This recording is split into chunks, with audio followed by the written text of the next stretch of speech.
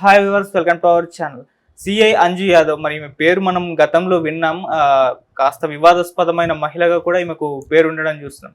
అయితే ఎన్నికలు జరుగుతున్న వేళ ఎన్నికల విధి నిర్వహణలో ఈమె నుంచి తీసేయడం జరిగింది ఎన్నికల కమిషన్. మరి ఎందుకు తీసేశారు, ఏం జరిగింది? సో ఇదే అంశం మీద డిస్కస్ చేయడానికి ప్రజెంట్ మనతో పాటు సీనియర్ జర్నలిస్ట్ జయదేవ్ గారు, వారితో డిస్కస్ చేద్దాం. సార్ నమస్కారం. సార్ నమస్తే అండి. సార్, అంజు యాదవ్ గారికి మరి అంటే వివాదాస్పద మహిళ అనే పేరు కూడా తిరుపతిలో ఉండడం చూస్తున్నాం సార్. ఎన్నో వివాదాస్పద సిచ్యువేషన్లో ఆమె ఎదుర్కోవడం చూసాం. అసలు మరి ఇప్పుడు ఎన్నికల విధి నిర్వహణలో ఉండకూడదని చెప్పేసి రాత్రికి రాత్రి మనం బదిలీ చేశారని చెప్తున్నారు కదా, ఎందుకు బదిలీ చేశారు సార్ ఈసీ గత కొద్ది రోజులుగా కొరడా జలిపిస్తూనే ఉంది. ఎవరెవరైతే అధికారులు ఏ డిపార్ట్మెంట్కి చెందిన వారైనా, పోలీస్ డిపార్ట్మెంట్ కానీ, లేదంటే ప్రభుత్వానికి చెందిన రెవెన్యూ వాళ్ళు కానీ, లేదంటే వేరే ఇతర గవర్నమెంట్ సర్వెంట్ ఎవరైనా, ఎవరి మీదైతే గత 5 ఏళ్లలో ఎక్కువగా ఫిర్యాదులు అందాయో, ఎవరెవరైతే ఒక పార్టీకి, ఒక వర్గానికి, ఒక వ్యక్తికి ఫేవర్గా పనిచేస్తున్నారో, అంటే విచక్షణారహితంగా లేదా చట్టాన్ని అనుసరించకుండా ఎవరైతే ప్రవర్తిస్తున్నారో వాళ్ళ మీద నిఘా పెట్టడం జరిగింది. దాని మీద ఫిర్యాదులు అందడంతో కొందరి మీద చర్యలు తీసుకుంది. త్వరగా వేటు కూడా వేసింది. అయితే ఈసీ కూడా మొదటి నుంచి కూడా జాగ్రత్తలు పడుతూనే వస్తుంది. 3 అబ్జర్వర్స్ని పెట్టారు. తర్వాత ఇంతకుముందు కూడా చెప్పాను చాలా సందర్భాల్లో, నియోజకవర్గంలో ఒక్కొక్క లోక్సభ నియోజకవర్గం ఒక్కొక్క మళ్ళీ ఇంకో అబ్జర్వర్ని పెట్టడం, వాళ్ళ కింద మళ్ళీ జిల్లాల స్థాయిలో డిస్ట్రిక్ట్ ఎలక్షన్ ఆఫీసర్లను నియమించడం, అలాగే ప్రతిదీ కూడా రిటర్నింగ్ అధికారులు అంటారు వాళ్ళని నియమించడం, సీసీ కెమెరాల ద్వారా కీని అబ్జర్వ్ చేయడం, కంట్రోల్ రూమ్లు ఏర్పాటు ఇవన్నీ చేస్తూ వస్తుంది. అయితే మీరు అన్నట్టు గతంలో ఆమె సిఐ గారి మీద, అంజు గారి మీద చాలా ఆరోపణలు ఉన్నాయి. ఒక మహిళ పైట పట్టుకొని లాగారని, లేదంటే దౌర్జన్యంగా ప్రవర్తించేలా చేశారని, వాళ్ళు ధర్నా చేస్తున్నప్పుడు కూడా ధర్నా వాళ్ళ మీద కూడా మాటలతో వాళ్ళని దూషించారని, నానా అనకూడని మాటలు కూడా అన్నారని, ఏవో వార్తలు కూడా బూత్ పురాణం ఎత్తుకున్నారు, రకరకాల వార్తలు చూడడం అప్పట్లో. సో అట్లాంటి ఎక్కువ ఫిర్యాదులు అందిన నేపథ్యం రాత్రిగా చర్యలు తీసుకొని రేపు పొద్దున్న మీరు అక్కడ విధులు నిర్వర్తించడానికి వీలు లేదు అన్నట్టుగా ఆర్డర్స్ పాస్ చేయడం అనేది చర్చనీయాంశంగా మారింది రాష్ట్ర వ్యాప్తంగా. ఇప్పటికే చాలామందిని మార్పులు చేర్పులు చేశారు. ఐజీలు అయితేనేమి, డిఐజీలు అయితేనేమి, కమిషనర్లు అయితేనేమి, కలెక్టర్లు అయితేనేమి, ఐఏఎస్ ఆఫీసర్లు కూడా వేశారు. ఇప్పుడు ఇన్స్పెక్టర్ స్థాయి, అంటే ఎస్హెచ్ఓ అంటారు వాళ్ళు, ఆ స్థాయి వ్యక్తులను కూడా చేయడం అనేది గొప్ప విషయమే. ఎందుకంటే చాలా వరకు ఫిర్యాదులు అందిన మేరకు వీళ్ళు ఇలా ఉంటే, వీళ్ళు ఎంతున్నా, ఇప్పుడు పై అధికారిని మార్చారు. పై అధికారిని మార్చినప్పుడు కింద స్థాయి వరకు ఎవరు చూడలేరు కదా. ఒక డిఎస్పీ ఉన్నాడు, లేదంటే ఒక ఎస్పీ ఉన్నారు, ఆ జిల్లా పరిధి అంతా చూడాలి. డిఎస్పీ ఉన్నాడు, ఆయన కింద ఒక 3-4 సర్కిల్ స్టేషన్స్ ఉంటాయి. ఆ సర్కిల్లో కింద మళ్ళీ ఒక 5-6, ఒక్కొక్క సర్కిల్ స్టేషన్ కింద ఒక 5-6 పోలీస్ స్టేషన్లు ఉంటాయి.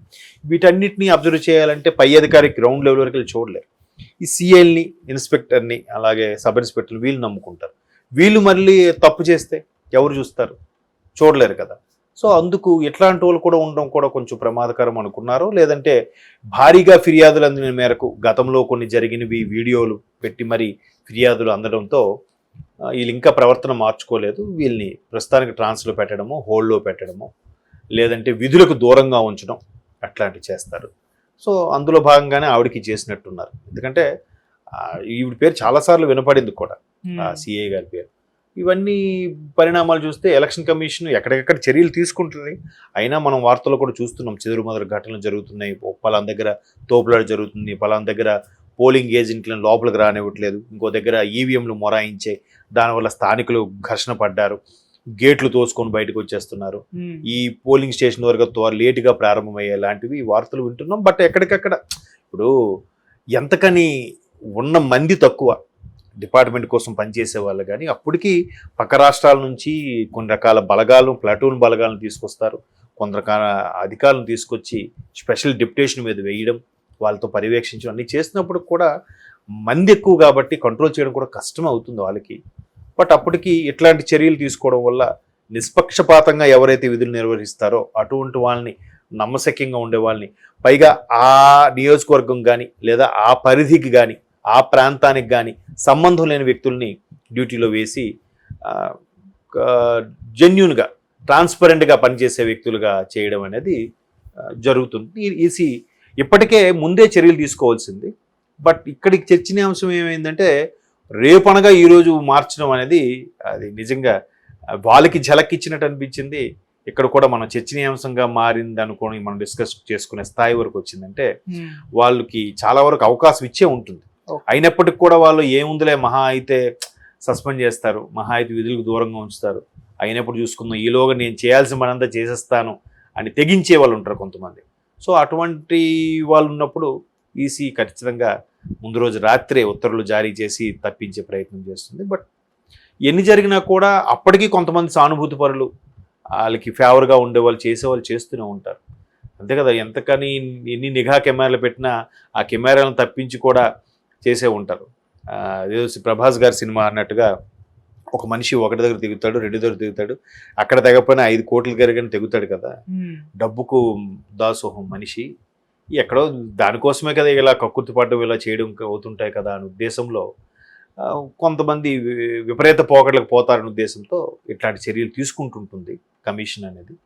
చూద్దాం మరి ఎన్న తీసుకున్నా. ఇంకా ఈవిడంటే బాగా ఫెమిలియర్ అయ్యారు, గతంలో కొన్ని వీడియోలు పెట్టి ఏమైనా కంప్లైంట్ ఇచ్చి మార్చుండొచ్చు. ఫెమిలియర్ కానోళ్ళు అప్పటికప్పుడు వచ్చిన వాళ్ళు కూడా ఉండొచ్చు కదా ఫేవర్గా, లోపల ఫీలింగ్ ఉండే వాళ్ళు కూడా ఉంటారుగా. సో అటువంటి వాళ్ళని మరి ఎలా చర్యలు తీసుకుంటారంటే ఏం చేయలేం. ఎంత నిఘా కెమెరాలు ఉన్నా తర్వాత అన్ని జరిగిపోయిన తర్వాత వీళ్ళు పలానా కెమెరాలో చూస్తే మనకు అర్థమవుతుంది ఇలా బిహేవ్ చేస్తున్నట్టున్నారు, వీళ్ళపై చర్యలు తీసుకుని తర్వాత చేసుకుంటారు. బట్ అవ్వాల్సిన కార్యం అయిపోతుంది కదా, అట్లా కూడా కొన్ని జరుగుతాయి. బట్ ఎన్నికల కమిషన్ మొత్తానికి ఇప్పటికిప్పుడు చర్యలు తీసుకోవడం అనేది మాత్రం గొప్ప విషయమే. ఎప్పుడూ లేదు, ఈసారి ఎందుకో యుద్ధాన్ని తలపించే విధంగా ఉందని కూడా చాలా మంది అంటున్నారు. అది సుస్పష్టం. పైగా పోలింగ్ పర్సంటేజ్ కూడా బాగా పెరిగే అవకాశం ఉందని కూడా అంటున్నారు. పక్క రాష్ట్రాల నుంచి కూడా జనాలు తండోపతండాలుగా వెళ్ళడం, ఈసీ కూడా చాలా సీరియస్గా తీసుకొని అన్ని సదుపాయాలు చేస్తుంది, ఎక్కడికెక్కడ చెక్ పెడుతుంది, ఎవరైనా ఎక్స్ట్రా చేస్తే వాళ్ళు తోక కత్తిరిస్తుంది. బాగానే ఉంది, చూద్దాం మరి ఇది ఎక్కడ వరకు తీసుకెళ్తుంది అనేది. మనకి ఇంకా ఈ పోలింగ్కి కౌంటింగ్ కూడా చాలా గ్యాప్ ఉండడం, ఆల్మోస్ట్ 20 రోజులు గ్యాప్ ఉండడం కూడా కత్తి మీద సామే భద్రతా బలగాలి వీళ్ళందరికీ కూడా. అంతవరకు ఎలా ఎలక్షన్ కమిషన్ ఎంత స్ట్రిక్ట్గా నిర్వహిస్తుంది అనేది కూడా ఇంక ముందు చూడాలి మనం. Thank you so much.